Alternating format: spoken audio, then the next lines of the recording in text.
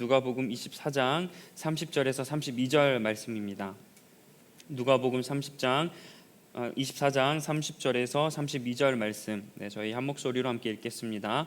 그리고 그들과 함께 음식을 잡수시려고 앉으셨을 때 예수께서 빵을 들어서 축복하시고 떼어서 그들에게 주셨다. 그제서야 그들의 눈이 열려서 예수를 알아보았다. 그러나 한순간에 예수께서는 그들에게서 사라지셨다.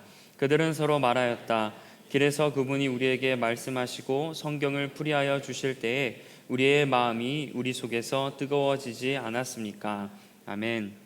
오늘은 뜨거움을 회복하라라는 주제를 가지고 말씀을 나누고자 합니다. 여러분, 누군가 대화하면서 내 마음이 뜨거워졌던 경험을 해보신 적 있으시죠?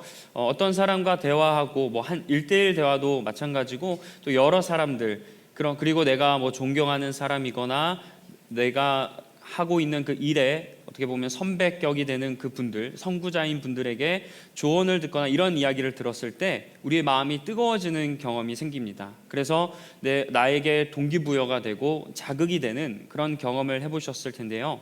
오늘 본문에 나오는 그 사람들도 대화 가운데 마음이 막 뜨거워졌습니다. 그리고 그냥 뜨거워진 게 아니라 그들의 삶이 변화되었습니다. 자, 오늘 이 말씀에 대해서 나눌 텐데, 자, 예수님께서 십자가에서 죽으셨어요. 우리가 지금 예수님께서 돌아가신 잠깐 그때로 우리가 상상하면서 돌아가 보겠습니다. 자, 예수님께서 십자가에서 죽으셨어요. 자, 죽으시고 무덤에 가셨겠죠. 자, 근데 여자들 중에 몇몇 사람들이 예수님의 무덤으로 갑니다. 그래서 무덤을 이렇게, 당시에는 무덤이 있으면 지금 우리가 생각하는 그런 무덤이 아니라 돌무덤이었는데 동그라미 원으로 그 무덤의 문을 막아놨어요. 그래서 그 무덤을 보려면 그 문을 이렇게 치워냈어야 됐습니다. 그래서 여자들이 도착해서 무덤 문을 딱 열고 안을 봤더니, 그러면 거기 무덤 안에 누가 있어야 되는 거예요? 예수님이 계셔야 되고, 예수님이 시신의 상태로 계셔야 되죠. 왜냐하면 돌아가셨으니까. 근데 무덤을 열심히 보는데 주님이 보이지 않는 거예요. 그럼 상식적으로 사람이 죽어서 무덤에 있는데, 그래서 걱정돼서 무덤을 갔더니 사람이 없어요. 좀 쇼킹한 일이잖아요. 이렇게 살아나신 건가, 귀신이 되신 건가, 누가 시신을 훔쳐간 건가, 여러 걱정이 들잖아요. 그래서 여자들이 어떡하지, 큰일 났다, 지금 주님이 안 계신다, 막 이렇게 다급한 찰나 천사가 갑자기 여인들에게 예수님께서 부활하셨습니다 라고 이야기를 하는 거예요. 그때 여자들이 곰곰이 생각해 봤어요. 예수님께서 생각해보니까 과거에 내가 죽고 살아날 것이다 라고 예언하셨거든요. 그러니까 여인들이 주님의 그 말씀이 갑자기 딱 떠오른 거예요.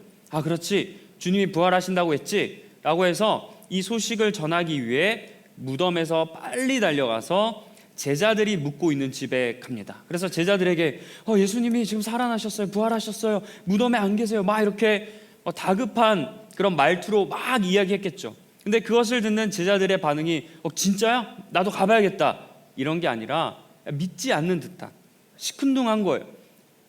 죽었던 주님이 살아나셨는데, 그것도 주님을 믿고 옆에서 따르던 제자들이, 그들의 반응이 그냥 시큰둥한 겁니다. 그래서 의아했겠죠. 근데 유일하게 그 중에 베드로만이 막 달려가서 무덤을 확인합니다. 자, 사실 유일하게 베드로가 주님 죽기 직전에 부인했던 사람이잖아요. 근데 베드로는 그런 자기의 그런 과거의 배신 때문인지 몰라도, 그래도 믿음이 있었는지 몰라도 베드로가 유일하게 달려와서 무덤을 확인합니다. 근데 베드로도 무덤 문을 딱 여니까 시신을 덮고 있었던 삼배, 그 옷만 있는 거예요. 그 재질만 있는 걸 자기가 보고 베드로도 의아해했다, 이상하게 여겼다라고 성경은 말씀합니다. 그래, 이런 상태가 이미 지나갔어요. 자, 오늘 본문은요, 이미 이런 사건이 있고 나서 이어서 진행되는 말씀입니다. 자, 오늘 본문에서 2명의 제자가 등장합니다. 이 두 사람은 예수님의 제자라고 했어요. 이 제자 2명이 길을 가고 있었습니다. 목적지가 어디였냐면 엠마오라는 도시였어요. 자, 이들이 지금 예루살렘에서 엠마오로 이동하려고 했는데, 거리가 성경에서 30리다라고 합니다. 요즘 리라는 단위를 잘 안 쓰잖아요. 그래서 이것을 킬로미터로 환산해 보면 대략 12km 정도가 돼요. 그래서 제자들이 그 길을 쭉 걸어가고 있었는데 그들이 길을 걸어가면서 예루살렘에서 일어난 일, 그러니까 예수님에 관련된 일들을 막 대화를 하는 겁니다. 예수님이 이렇게 됐는데 지금 무덤에 없고 야 어떡하냐 막 이런 얘기를 했겠죠. 그 당시에는 휴대폰이 없으니까 뭐 요즘이야 막 걸으면서 휴대폰 보고 막 스마트폰 하면서 가겠는데 그때는 그런 게 없으니까 아마 뭐 대화를 좀 많이 했을 것 같아요. 그래서 막 이런저런 대화를 하면서 막 가고 있었어요. 근데 대화의 주제는 예수님의 고난 그리고 죽음 그리고 나아가서 부활이었으면 좋겠는데 부활이 아니었습니다. 뭐냐면 주님이 무덤에 계시지 않는다는 사실이에요. 주님이 무덤에 계시지 않는다는 사실을 이야기하는 것과 부활을 이야기하는 것은 다른 차원이거든요. 근데 아쉽게도 제자들은 부활을 이야기하지 않아요.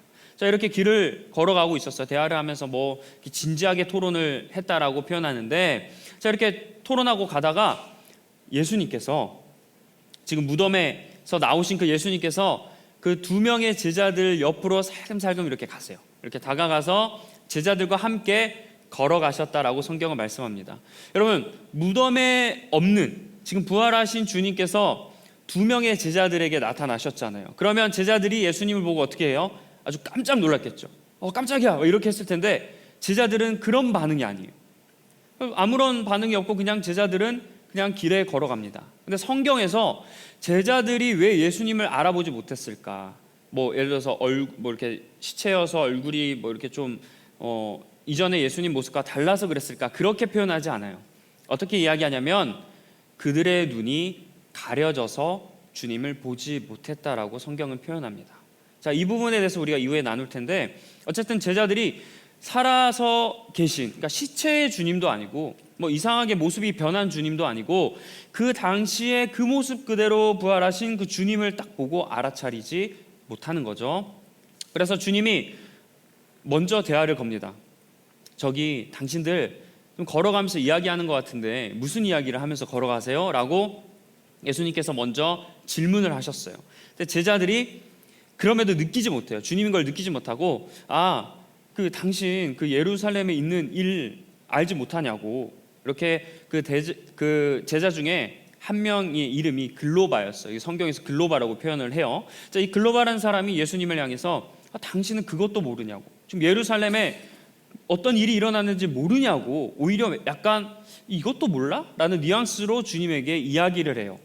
자, 이걸 통해서 우리가 알 수 있는 사실은 뭐냐면 당시에 예수님께서 무덤에서 사라졌다는 게 그냥 몇 명만 아는 사실이 아니라 예루살렘 이 도시 자체를 떠들썩하게 만들었던 엄청난 사건이었다는 겁니다. 그러니까 이 두 제자들이 당신 그것도 모르냐고 예수님 향해서 이렇게 이야기해요.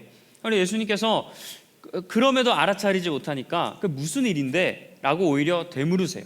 그러니까 그중 제자들이 나사렛 예수라는 사람이 있었어요 라고 이야기하는 겁니다. 이 나사렛 예수가 하나님과 우리 백성들 앞에 말씀의 능력도 있고 뭐 권위도 있고 이런 뭐 능력의 사람이었다, 이런 예언자였다라고 설명을 합니다. 근데 이게 재밌는 게 제자들이 그렇게 말을 하고 있어도 옆에 있는 사람이 예수님인지를 알지 못하는 거예요. 계속 이렇게 대화를 합니다. 자, 그래서 이렇게 대화를 하고 가다가 이제 예수님께서 그 말씀을 이제 딱 들으시고 나서 다시 이렇게 계속 경청을 하셨어요. 주님이 뭐 중간에 들어와서 너희들 막 이렇게 얘기하지 않으시고 끝까지 한번 들어보십니다. 근데 이 제자들이 이어서 계속 설명을 쭉 하기 시작합니다. 자, 지금 주님이 이런 일이 있고 나서 죽고 나서 이런 일이 있고 나서 3일이 지났거든요. 근데 우리 여자들이 한번 가봤어요. 근데 여자들이 갔는데 예수님이 무덤에 없다는 거예요. 죽고 나서 3일 후에 무덤에 없으니까 난리가 났잖아요. 이러면서 우리가 그 얘기를 듣고 우리 쪽 사람들, 그러니까 제자들도 가서 확인했더니 그 말이 진짜였다. 지금 이런 난리가 일어났는데 당신은 그걸 모르냐? 이렇게 설명하고 있는 겁니다. 그리고 나서 이 제자들이 이렇게 표현을 하는데, 자, 어떻게 이야기하냐면 예수님이야말로 이스라엘을 구원하실 분이라고 믿었다는 거예요. 그러니까 사라진 그 주님이 내가 과거에서부터 그렇게 구원자라고 했던 그 사람을 내가 믿었었는데, 내가 그에게 소망을 두었는데 지금 이런 안타까운 일이 벌어졌다는 겁니다. 나름대로 이 제자들은 주님을 향한 믿음이 있었던 거예요. 내가 살아 계셨을 때 그 주님을 보면서 이 사람이 우리의 메시아다, 그리스도다. 그래서 자기들도 모든 것을 다 주님께 걸었다 이겁니다. 근데 지금 그 주님이 무덤에 안 계시니까 속된 말로 멘붕, 지금 정신이 그냥 다 사람들이 얼이 빠져 있고 목표도 다 사라지고 지금 두려운 상태라는 겁니다. 자, 그런데 주님이 이들에게 뭐라고 얘기하시냐면 너희는 정말 미련하고 어리석다라고 이야기하십니다. 제자들을 책망하시는 거예요. 그리고 나서 하시는 말씀이 예언자들이 했던 말들을 더디게 믿는다라고 제자들을 책망하십니다. 자, 예수님께서 죽으시자 이 제자들은 좌절에 빠졌어요.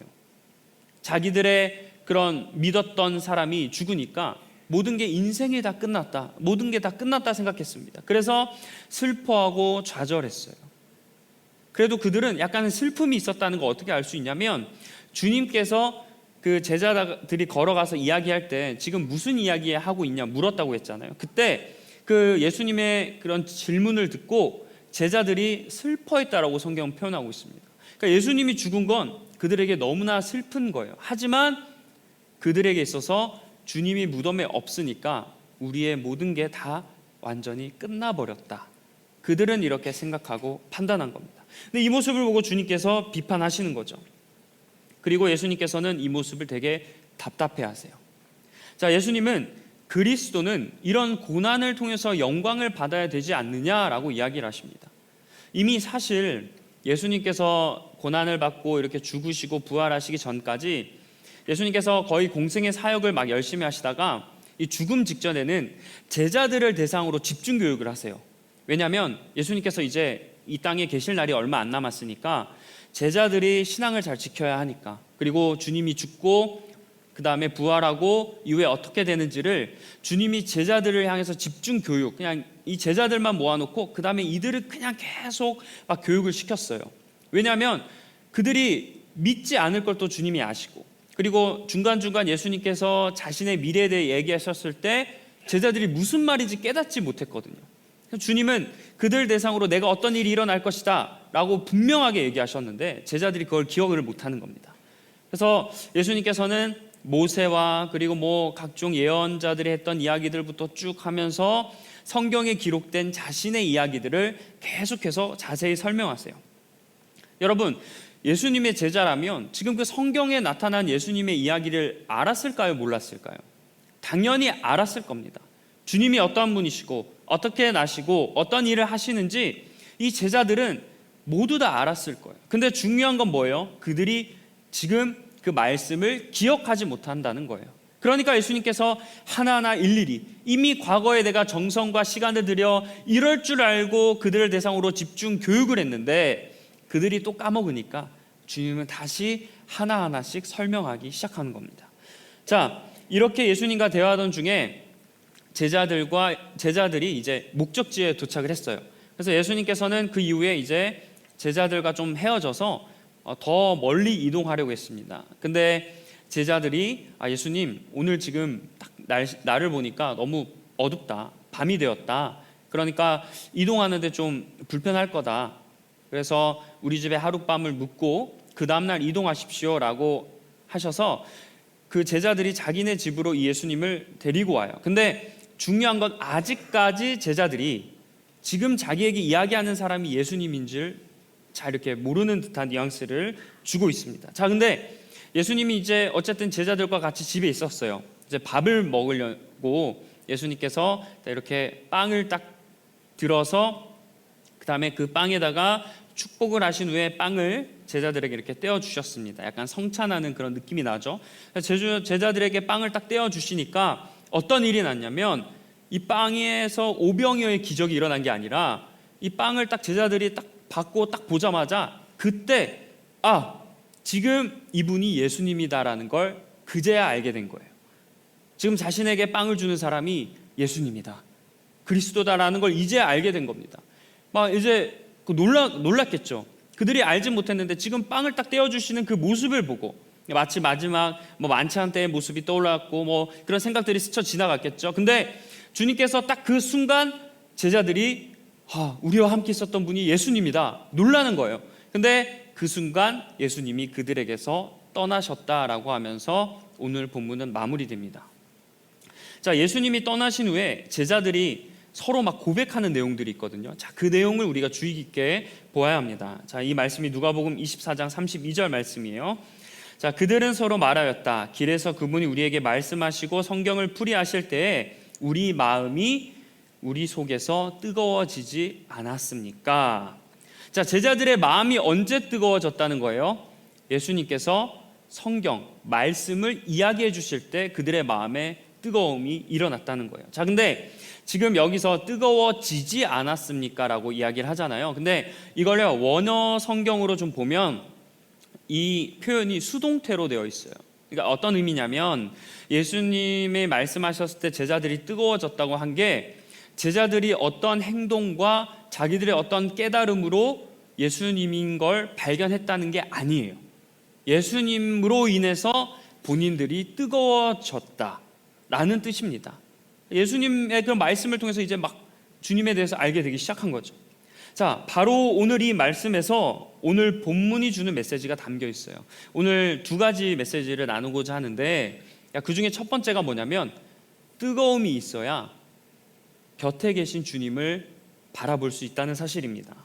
자, 두 제자는 엠마오로 가면서 주님에 대해서 이야기를 했어요.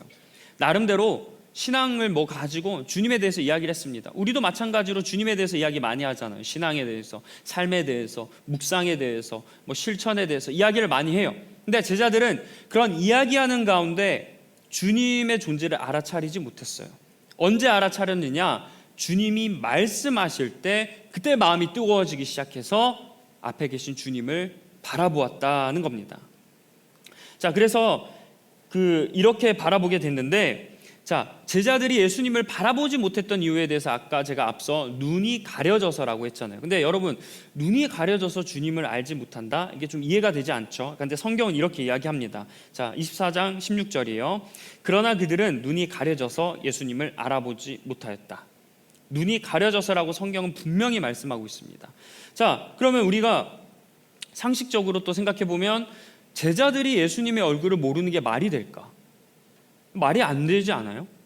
당연히 제자들이니까 예수님을 가까이에서 봤을 거고 제일 예수님과 대화도 많이 했었던 사람들이고 예수님의 행동이나 뭐 제스처나 뭐 생김새부터 하나하나 다 제자들은 너무나 잘 알았을 거예요. 근데 주님을 왜 바로 느끼지 못했지? 우리에게 의문이 생겨요. 그리고 나아가서 왜 눈이 가려졌다라고 성경은 표현했을까?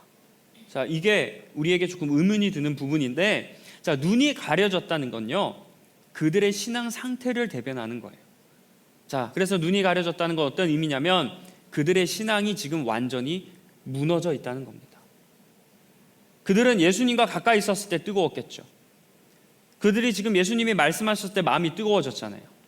그래서 예수님을 알아보았잖아요. 그들은 예수님 생전에 분명히 이러한 뜨거움이 있었을 거예요. 근데 지금 문제가 뭐예요? 주님이 돌아가시고 무덤에 계시지 않자 그 다음에 이들의 신앙이 무너지기 시작한 겁니다.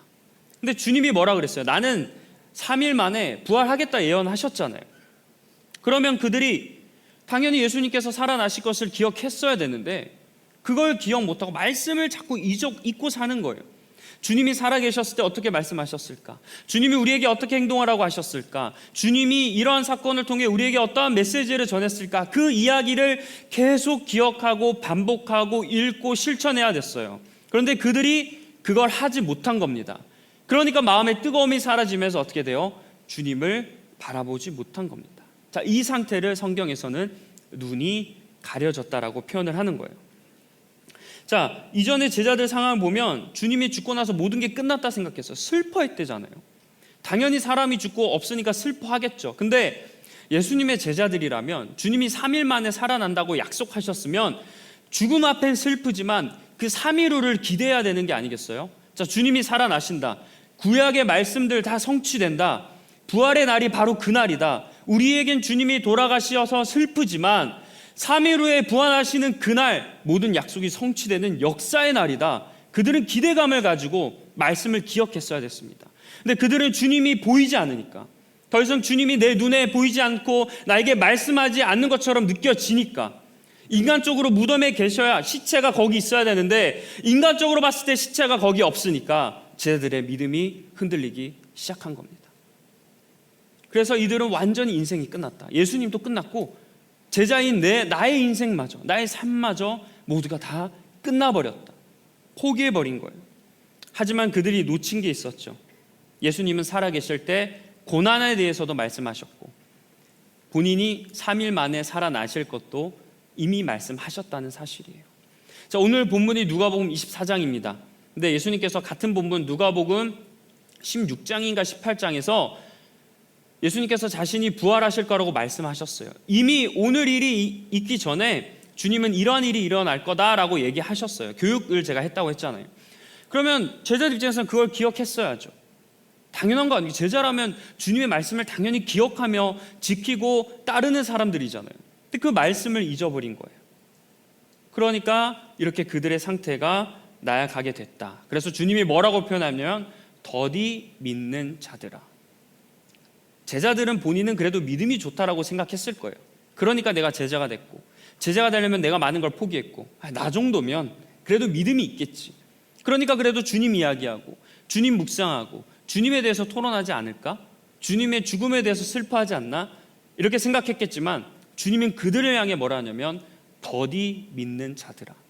믿긴 믿는데 더디게 믿는다는 거예요. 믿음이 부족하다는 뜻입니다. 자, 우리 역시 주님께서 내 옆에 계시는데 내 눈이 가려져서 주님을 보지 못할 때가 너무나 많이 있습니다. 여러분, 교회 오래 다녀도 내 곁에 계신 주님을 바라보지 못할 때가 많아요. 모태 신앙이어도 마찬가지입니다. 열심히 교회 생활하고 예수님에 대한 지식이 있어도 제자들처럼 내 곁에 계신 주님을 바라보고 느끼지 못할 때가 많이 있습니다. 여러분, 일상 살아가면서 주님이 나와 함께 계시다는 거 인식하며 살아가십니까? 그것을 느끼며 살아가시나요? 아니죠.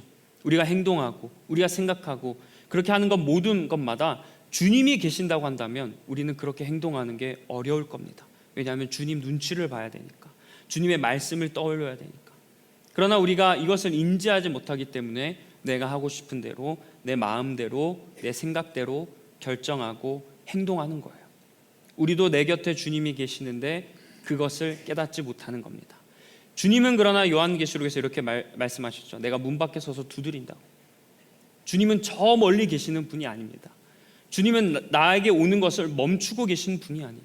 계속 문을 두드리시고 내가 너와 마주하고 싶다. 내가 너와 대화하고 싶다. 내가 너 안에 머물고 싶다. 주님은 그렇게 내 곁에 계시는데 내가 그것을 받아들이지 않는 거죠. 내가 그것을 느끼지 못하는 겁니다. 왜냐하면 오늘 말씀처럼 나에게 뜨거움이 없으니까. 자, 우리가 옆에 계신 주님을 깨닫기 위해서 그래서 필요한 게 뭐냐면요, 말씀을 통한 뜨거움인 줄 믿습니다. 그들이 눈이 열리자 주님을 알아봤어요. 근데 그들의 눈이 열렸던 이유가 그들이 고백하지 않습니까? 주님이 말씀과 성경을 이야기하실 때 내 마음에 뜨거움이 있지 않았느냐. 그 뜨거움이 딱 있었어요. 그러자마자 주님이 행동하시니까 그때 주님을 딱 바라보게 되는 겁니다. 그래서 우리도 주님을 바라보기를 원하고 여러분 삶에 주님을 느끼기를 원하고 주님과 동행하는 삶을 살고 싶다 원하시는 분들이 계시다면 주님의 말씀으로 뜨거워지는 여러분 되시길 간절히 축복합니다. 그래서 성경을 알려주실 때 주체할 수 없는 뜨거움이 생긴 제자들처럼 여러분도 말씀과 성경을 통해서 이 뜨거움을 유지할 수 있게 간절히 축원합니다. 자, 여기에서 우리가 두 번째 메시지가 있어요. 첫 번째 메시지는 뜨거워야 곁에 계신 주님을 바라본다는 거죠. 두 번째 메시지는 뭐냐면 뜨거우려면 하나님 말씀을 사모해야 된다는 겁니다. 하나님 말씀으로 우리가 뜨거워진다는 거예요. 자, 우리가 주님을 보기 위해서 영적인 눈이 열려야 됩니다. 제자들도 눈이 닫히자 알아보지 못했어요. 가려지면 알아보지 못합니다. 눈은 뜨고 있어요. 눈이 못 떴다, 실명됐다 표현하지 않습니다. 눈이 가려졌다는 거예요. 그러니까 가려진 걸 벗겨야 되는 겁니다. 우리가 말씀을 의식하지 않고 우리가 말씀을 기억하고 살아가지 않으면 어떻게 되는 거예요? 우리 눈이 가려지는 거예요. 세상의 것들로 우리 눈을 가립니다. 세상의 가치들과 세상의 판단과 세상의 욕심들로 내 눈을 자꾸 가려버려요. 가리면 어떻게 돼요? 내가 더듬더듬 하게 되겠죠. 그러면 어떻게 돼요? 제대로 된 판단을 하지 못하는 겁니다. 그래서 가려졌다. 그래서 여러분들이 가려진 눈을 다시 뜨이기 위해서 말씀에 대한 뜨거움이 있어야 해요. 우리가 아무리 삶이 분주하고 정신없어도 또 내 삶에 좌절하고 낙심되는 순간들이 많이 있을지라도 우리가 그때마다 어떻게 해야 돼요? 주님의 말씀을 사모하고 주님의 말씀에 대한 열정을 회복해야 됩니다. 그래야 그 순간 내 곁에 계신 주님을 바라볼 수 있어요. 여러분이 어렵거나 힘들 때 주님을 바라보고 싶지 않습니까? 그리고 어떠한 삶을 살아가면 매 순간마다 주님이 내 곁에 계셨으면 그렇게 원하지 않으세요? 근데 주님은 여러분 옆에 계시다고요. 내 눈이 가려져서 말씀에 뜨거움이 없어서 내가 그 곁에 계신 주님을 보지 못할 뿐입니다. 그래서 말씀에 대한 뜨거움으로 우리가 주님을 바라봐야 됩니다. 그래서 주님의 말씀으로 뜨거워지는 저와 여러분이 되게 간절히 축원합니다. 우리가 주님이 나와 함께 하심을 깨닫게 되는 비결, 내 믿음이 식지 않고, 여러분 어떨 땐 막 믿음이 이렇게 성장하잖아요. 나에게 이런 믿음이, 나의 이런 고백이 어떻게 내가 이렇게 신앙생활 할 수 있지 않을 정도로 막 믿음이 성장합니다. 근데 한순간 팍 식어져 버리는 경우가 있어요. 자, 그런 분들에게 필요한 게 오늘 말씀처럼 말씀에 대한 뜨거움, 그 뜨거움을 회복하시길 원합니다. 자, 여러분에게는 이러한 뜨거움이 있으십니까? 교회에서만 이 뜨거움을 유지하려고 하진 않으십니까? 주일에만 되어야 내가 이 뜨거움을 회복하는 단계라 생각하진 않으십니까? 그러나 우리가 이 뜨거움은요, 주중에 모든 삶 가운데 우리의 이런 뜨거움이 일어나야 할 줄 믿습니다. 여러분, 이 뜨거움은요, 우리가 아무리 예수님에 대해서 이야기를 한다고 해도 되지 않아요. 우리가 주님에 대해서 말을 많이 할수록 내가 더 신앙적인 것처럼 보여질 때가 있죠. 어떤 말을 해도 이건 하나님이 어떻고 이건 주님이 어떻고 막 이렇게 습관적으로 말을 할 때가 있습니다. 그러나 말을 한다고 해서 주님이 내 곁에 계시는 게 아니에요. 우리가 주님을 바라볼 수 있다는 게 아닙니다. 감정적으로 해도 주님을 바라볼 수 없어요. 지식적인 부분으로 주님을 알게 되지 못합니다. 오늘 말씀에서는 분명하게 하나님의 말씀, 성경을 통해 주님이 내 곁에 계신다는 것을 발견한다고 말씀하셨어요. 자, 우리 요즘 세대는 우리가 좀 제가 이런 부분 생각해 보면서 드는 생각이 요즘 우리는 감정을 조금 중요시하는 그런 시대인 것 같아요. 그래서 뭐 마음이 상했다, 뭐 감정적인 부분에 대해서 이야기를 많이 하는데 어느 때보다 이런 감정적인 부분에 대해서 좀 신경을 많이 쓰는 것 같습니다. 내가 감정적으로 뭔가 채워짐이 있고 내가 감정적으로 주님에 대한 경험이 있어야 주님이 살아계시고 주님이 존재하신다는 걸 느끼는 것 같아요. 그래서 내가 기도하는 가운데 나에게 뭔가 감정적인 변화가 없으면 내가 주님을 만나지 못했나 생각이 들 때가 있어요. 내가 감정적으로 막 다른 사람들이 지금 막 울고 불고 기도하고 막 엎드려져서 막 쓰러져서 막 기도하는데 나는 열심히 기도하는 것 같은데 그런 감정이 하나도 들지 않아요. 그러면 나는 지금 살아계신 하나님을 경험하지 못하고 있는가? 이런 생각이 들 때가 있습니다. 여러분, 근데 감정을 통해서 주님을 만나는 수단이 아니에요. 감정은 그 하나님을 만났을 때 표현되는 표현이지 주님을 만나는 도구가 아닙니다. 그래서 우리가 하나님에 대한 지식은 없고 말씀에 대한 깊이가 없으면서 계속 감정적으로 내가 위로받고 싶고 주님을 느끼고 싶어서 뭐 제자 훈련하고 뭘 한다고 해도 말씀의 깊이가 없으면 안 되는 거예요. 물론 하나님께서 감정이란 중요한 선물을 인간들에게 주셨습니다. 이건 하나님의 선물이에요. 이 감정을 통해서 하나님을 느끼고 세상의 모든 것을 바라볼 수 있죠. 그러나 이 감정만을 전부로 생각해서는 안 된다는 겁니다. 오늘 말씀에서 곁에 계신 주님을 바라보는 비결은 하나님의 말씀이라고 이야기했어요. 제자들도 슬퍼했다고 했습니다. 제자들도 슬픈 감정을 느꼈어요. 그러나 그 슬픈 감정이 주님이 곁에 계시는 걸 느끼는 도구가 되지 못했다는 겁니다. 말씀으로 주님을 바라봤다는 것, 여러분 특히 오늘날 우리 세대에게 주는 큰 메시지가 있을 줄 믿습니다. 감정적인 부분 중요해요. 하지만 그게 전부가 아니고 그것에 목숨을 거는 우리가 되지 않았으면 좋겠습니다. 자, 올 여름 그 어느 때보다 모두들 뜨거운 여름을 보냈어요. 여름 수련회도 있었고 그리고 선교도 코로나 때보다 더 많은 곳으로 선교를 떠났습니다. 그래서 수련회나 선교를 통해 아마 큰 은혜를 받으셨어요. 그런 고백들이 들려지고 또 여러분들도 뭐 깨닫고 느껴진 것들이 있을 겁니다. 그때는 열심히 준비하면서 기도하고 뭐 시간과 여러 가지를 거기에 투자하면서 선교와 수련회를 준비했을 거예요. 그런데 제가 여러분에게 한 가지 질문 드리고 싶습니다. 여러분 지금은 어떠하십니까? 수련회와 선교가 끝난 지금의 여러분의 신앙은 어떠하시냐고요. 그때 그 뜨거움과 그 주셨던 메시지들이 동일하게 지금도 그런 마음을 가지고 살아가십니까?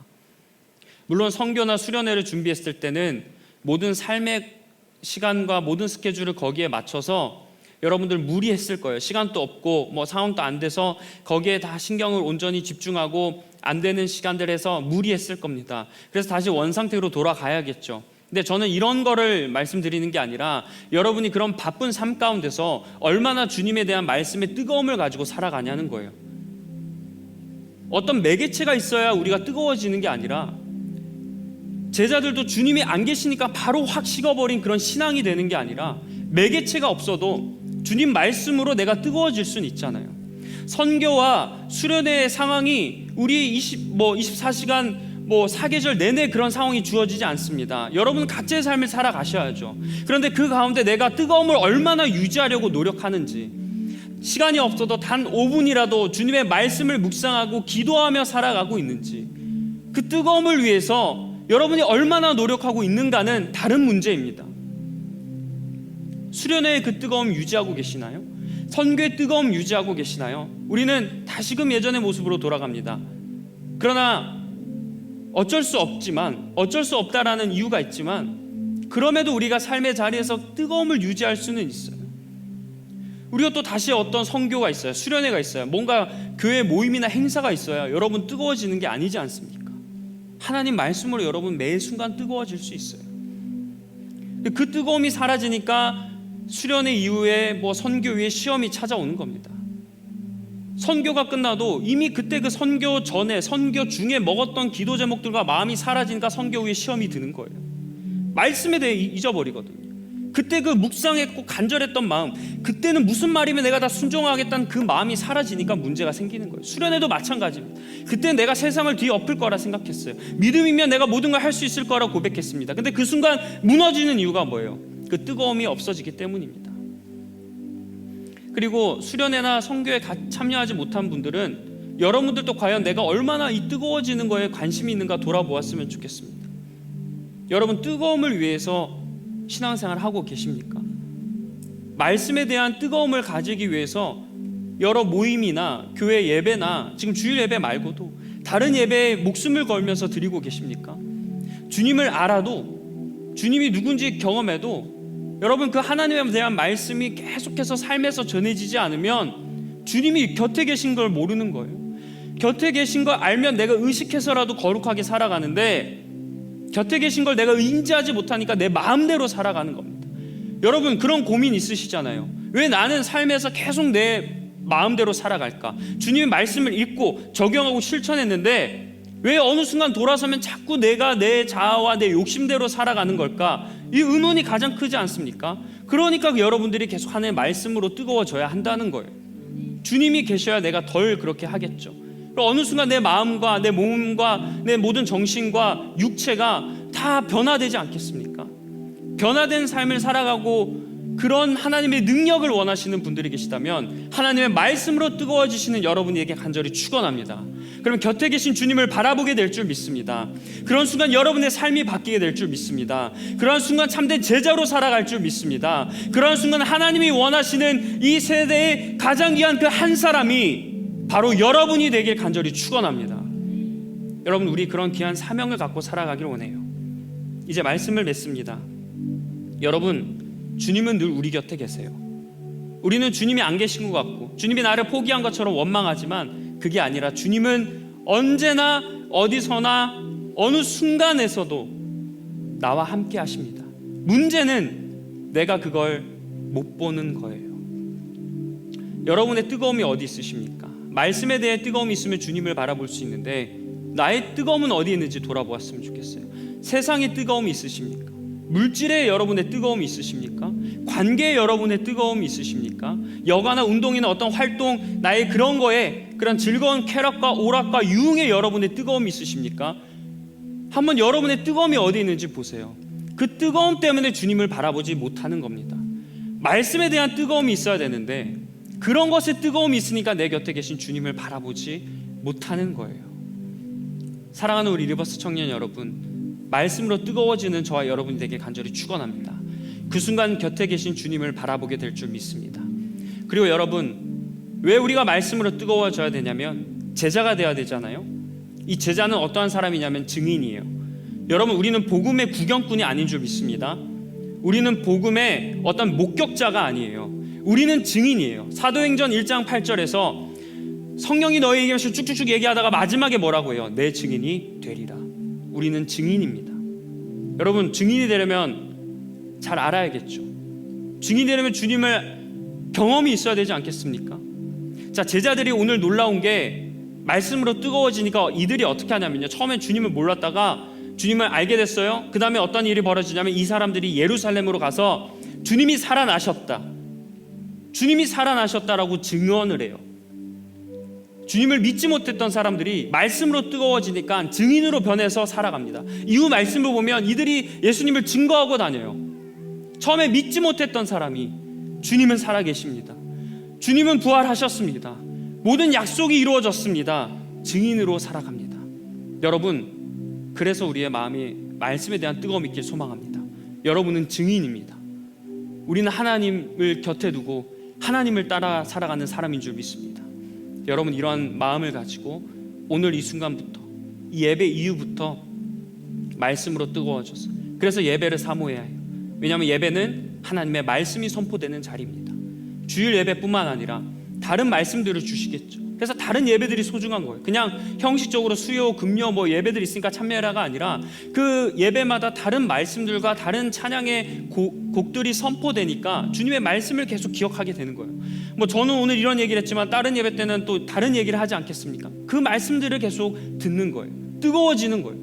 여러분, 하나님 처음 믿었을 때 어때요? 기도할 때 뜨거움이 막 일어나지 않습니까? 그 뜨거움을 유지하라는 겁니다. 그래서 예배를 다 다양한 곳에 예배를 드려야 해요. 그리고 기도해야 됩니다. 왜냐하면 기도는 주님의 음성을 듣는 시간이에요. 주님이 직접 말씀하시는 겁니다. 성경 마찬가지예요. 성경 그래서 읽어야 하는 거예요. 주님의 말씀이 기록되어 있습니다. 사람의 언어가 아니라 하나님의 언어가 기록된 게 성경이에요. 주님이 직접 하셨던 말씀을 정성껏 믿음으로 기록해 놓은 게 성경입니다. 성경을 읽으셔야 해요. 그리고 여러분, 그래서 말씀을 묵상하고 실천해야 돼요. 왜냐하면 그 순간 내 곁에 계신 주님을 느낄 수 있기 때문입니다.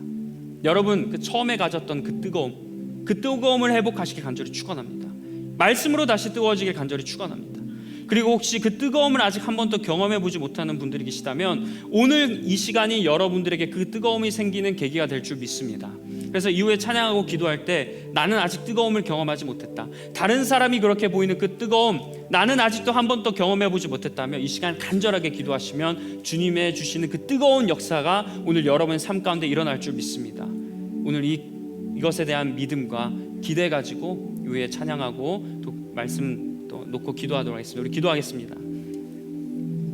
하나님, 오늘 우리가 말씀을 통해서 우리가 뜨거워져야 한다라는 것을 깨닫게 하시니 감사합니다. 하나님, 그동안 우리는 다른 것에 뜨거워진 삶을 살았습니다. 주님을 믿고 주님의 제자라고 하지만 나의 뜨거움, 내 인생의 뜨거움이 어디에 있었는지 돌아보게 하여 주옵소서. 그리고 오늘 이 시간부터 내 인생의 뜨거움은 주님의 말씀에 있게 하여 주옵소서. 그래서 그 순간 내 곁에 계신 주님을 바라보고 느끼는 시간 되게 하여 주옵소서. 그래서 그 뜨거움을 가지고 주님이 어떠한 일을 하시거나 행동을 하실 때 제자들이 그 뜨거움을 인해서 예수님께서 떡을 떼실 때 예수님인 걸 바라보게 된 것처럼 내 그 뜨거움을 가지고 내 삶의 자리에서 주님이 하시는 행동들이 다 보이게 되는 놀라운 기적의 역사가 일어나게 주님 역사하여 주옵소서. 그 행동이 나를 위한 행동이 될 수도 있고 나에겐 피해가 되는 행동일 수 있지만 주님께서 나를 위해 하고 계신 행동이라 믿으며 주님의 역사하심을, 일하심을 바라보는 믿음의 눈이 열리게 하여 주옵소서. 모든 말씀 예수님의 이름으로 기도합니다. 우리 다 함께 자리에 일어나셔서 주님께 찬양하고 결단의 시간 갖도록 하겠습니다.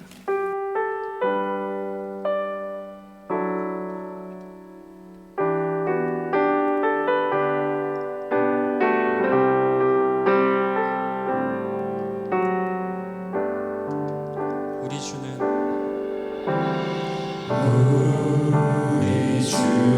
위대하며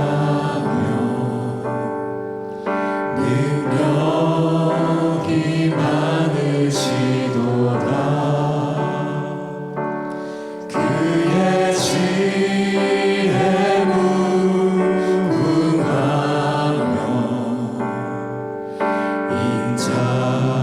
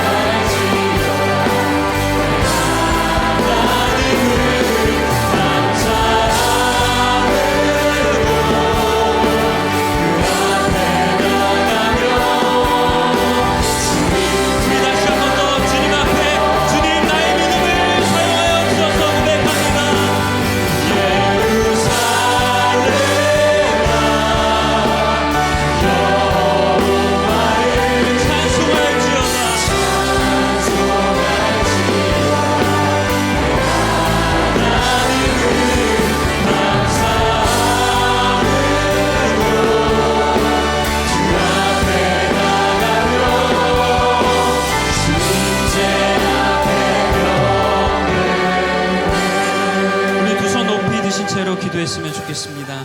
오늘 말씀을 놓고 먼저 기도할 텐데요. 여러분 두 손 높이 드시고 불편하지 않으시면 높이 드셨으면 좋겠습니다. 주님, 두 손 높이 들고, 주님, 그동안 내가 내 곁에 계신 주님을 바라보지 못했고, 주님이 살아계시는 건 맞는지, 주님이 나를 위해 역사하시는 것은 맞는지 이런 마음의 어려움이 들었을 때가 있습니다. 그러나 주님은 늘 내 옆에 계셨고, 방관하는 것이 아니라 나에게 다가오셨으며 나에게 말씀까지 하셨습니다.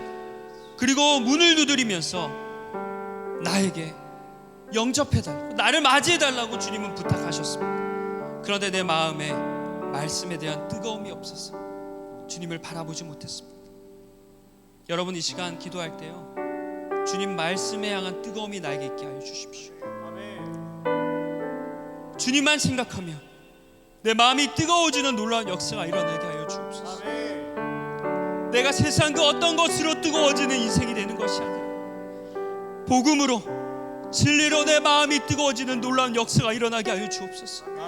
여러분 이렇게 기도하시길 바라고, 혹시 예전에 뜨거움을 가졌는데 잃어버리신 분들이 있다면 다시 그 뜨거움이 회복되게 해달라고 기도하시길 바랍니다. 그리고 만약에 아직 그 뜨거움을 경험해보지 못한 분들이 계시면 주님이 말씀하시고 성경을 베풀어 주셨을 때 제자들에게 뜨거워지는 그 놀라운 역사가 오늘 기도하는 나에게 있게 하여 주옵소서. 기도하시길 바랍니다. 우리 주님 한번 부르시고 이 기도 제목 놓고 기도하며 나아갑니다. 주여!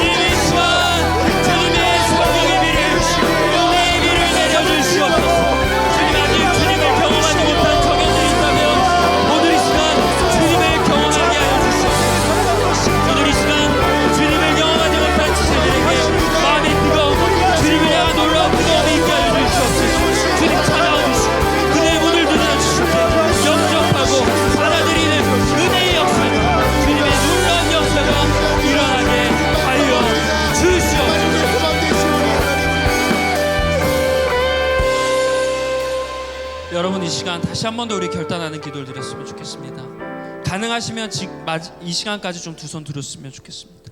하나님께 항복한다는 의미로, 주님께 나의 모든 인생을 맡긴다는 의미로 여러분 잠시 두 손 들었으면 좋겠습니다. 두 손 드시길 바래요. 기도하실 때 여러분 구경하지 마시고 마음을 다해 기도하십시오. 주변 신경 쓰지 마세요. 여러분의 기도가 중요하고 여러분의 호흡이 중요한 줄 믿습니다. 여러분 이 시간 기도할 때 여러분이 그동안 내 삶에 어떠한 뜨거움을 가지고 살았는지 돌아보길 바랍니다. 주님을 믿고 주님을 위해 살아간다고 하지만 세상에 대한 뜨거움이 나에게 있지 않았는지, 물론 하나님 나라와 의를 구하며 허락해 주신다고 하지만 내 삶에 대한 걱정이 있으니까 당장 나의 삶에 대한 그런 뜨거움이 있지 않았나요? 하나님 말씀보다 어떠한 유흥과 쾌락과 즐거움이 나에게 있지 않았습니까? 예배를 소홀히 하고 기도를 소홀히 하고 말씀을 소홀히 했던 그 이유 이면에는 여러분에게 다른 뜨거움이 있는 거예요. 여러분 이 시간 말씀의 뜨거움을 위해서 여러분이 가지고 있었던 버려야 할 그 뜨거움을 오늘 시간 버리길 축원합니다. 그 어떤 것도 우상이 될 수 있어요. 다 버리세요. 그 뜨거움 다 내려놓으세요. 말씀에 대한 뜨거움이 우리 가운데 역사할 수 있도록 여러분에게 그 눈을 가리게 하는 그것이 무엇인지 모르겠어요. 그러나 그 여러분의 가리는 그 모든 것들을 다 버리시는 이 시간 되길 축원합니다. 오늘 이 시간 주님께 항복하는 의미로, 주님, 내 눈에 모든 것을 가려진 모든 것들이 벗겨지는 놀라운 역사가 일어나게 하여 주옵소서. 아멘. 내가 주님 말고 다른 것에 뜨거워졌다면 그 뜨거움을 내려놓고 다시금 주님 하나만으로 뜨거워지는 역사가 일어나게 하여 주옵소서. 아멘. 이 마음 가지고 주님 한번 부르시고 다시 한 번 더 큰 소리로 고백하며 나아갑니다. 주여,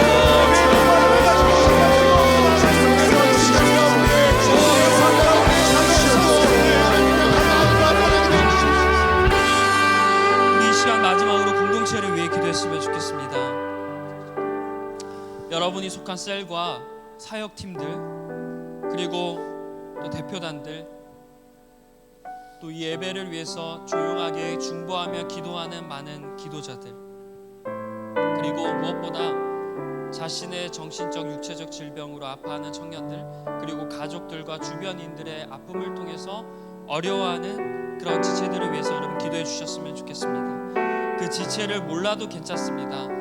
하나님, 우리 공동체 안에 아픈 사람이 있다면 주님의 치유가 있도록 역사해 주십시오. 기도하시길 바라요. 그 기도가 하나님께 상납되어서 하나님께서 아파하고 힘들어하는 지체들에게 하나님의 능력으로 더해질 줄 믿습니다. 역사하십니다. 하나님은 반드시 응답하십니다. 하나님이 이루어 주실 줄 믿습니다. 여러분 꼭 그것을 위해 기도해 주시길 간절히 바라고요. 그리고 이 생명사랑 걷기 축제를 여러분 진짜 행사처럼 바라보지 않았으면 좋겠어요. 교회에서 어떤 행사하는 그런 거에서 동원되거나 그런 거로 바라보지 마시고, 그 루게리병으로 아파하는 환우들, 그 누군가는 지금 이 순간에도 우리는 예배하고 호흡하고 자유롭게 다니지만 그 누군가는 근육이 움직이지 않아서 예배하고 싶어도, 주님을 바라보고 싶어도 아파서 몸의 그런 육체의 질병으로 인해서 주님을 찬양하지 못하는 지체들이 있다면, 여러분 우리가 그들을 위해서 무엇을 하겠습니까? 같이 마음 모으고 기도하고 함께 걸으며 이 지금 생명을 경시하고 내가 기분 나쁘다고, 내가 힘들다고 해서 다른 사람을 해코지 하는 그 세상 앞에 우리는 생명의 사랑을 외쳐야 하지 않겠습니까? 여러분 우리가 참여해서 이런 걸 했으면 좋겠습니다. 다른 거 신경 쓰지 말고 그 안산시 앞에, 안산시 모든 사람들 앞에, 또는 이게 온라인을 통해서 세계 각지로 전파될 텐데 이것을 보는 사람들 앞에 세상의 그 생명 경시 풍조로 인해서 그 생명에 대해서 이제는 도저히 안타까워하지 않은 그 세상을 향해 외칠 수 있는 사랑의 목소리를 우리가 낼 수 있도록 여러분 참여하셨으면 좋겠습니다. 그런 마음 가지고 이 행사와 공동체 위해서 주님 한번 부르시고 간절히 기도하며 나아갑니다. 주여,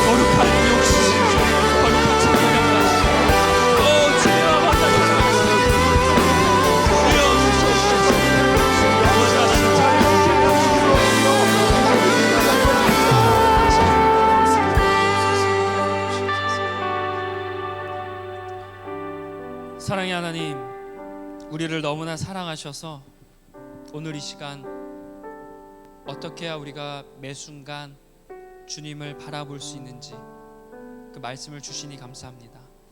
주님이 우리를 너무나 만나고 싶으셔서 우리에게 오늘 이 말씀을 주셨습니다.